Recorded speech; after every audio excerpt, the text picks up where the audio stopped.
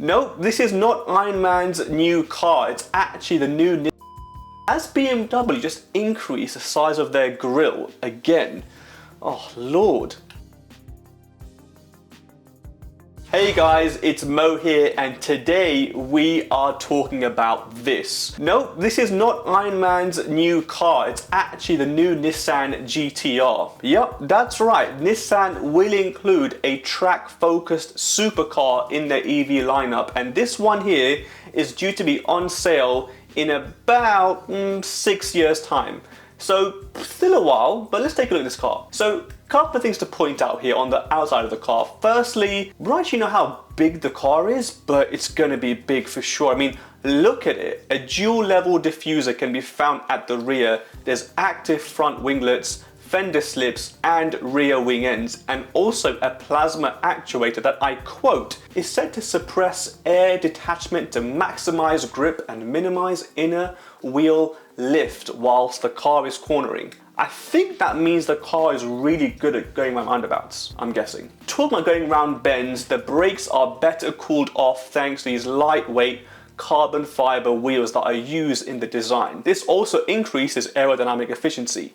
Step inside the car and, well, you've got an interior that's basically been designed by the guys who made Gran Turismo. That's pretty cool, right? The lighting inside the car changes depending on what mode you select. In racing mode, 4 screens display various driving data like pressures and temperature, and the interior panels shift closer to the driver to simulate a racing cockpit. More conventional infotainment displays are provided in GT mode. But can I be honest, guys? I don't know if I like it. I mean, when you see a Nissan GTR on the road, you think, whoa, this is a car that is just so timeless and will always look cool. This one, I just think it's a bit too out there. Call me old, but I think I prefer the old one. Moving on to more traditional stuff. The BMW X2 is getting an update.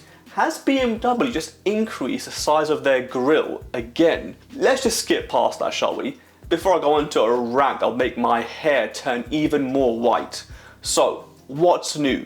Well, it's actually bigger. More specifically, it's 200mm longer, 21mm wider, and 64mm taller than the original model. Plus, this time you can actually opt for an electric one that will apparently do 280 miles on a full charge.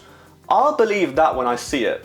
Now, on the question of charging, what's really annoying is our charging speed is capped at 130 kilowatts. That's ridiculous. I mean, you get that from most public chargers that do much higher speeds. And you know, it's good to have the option of having high powered chargers to charge your car up. I mean, the Ioniq 5 and the Kia EV6, which are like a lot cheaper, can do 350 kilos of charging. And there's billions being invested in our own charging infrastructure here in the UK that's going to roll out super fast charging. Anyways, I digress, because the one you should actually be excited about is this, the petrol M35i, which will take on the Cupra Formentor, which is a lovely car, and the Merc AMG GLA.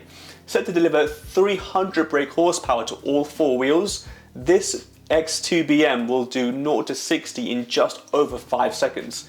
That's quicker than a Golf GTI. For all variants of the new BMW X2, also pay for a subscription that allows you to play your phone games on the screen, which if you're opting for the electric one, you'll probably want to pay for because you'll be spending a lot of time charging the car. Fancy buying one?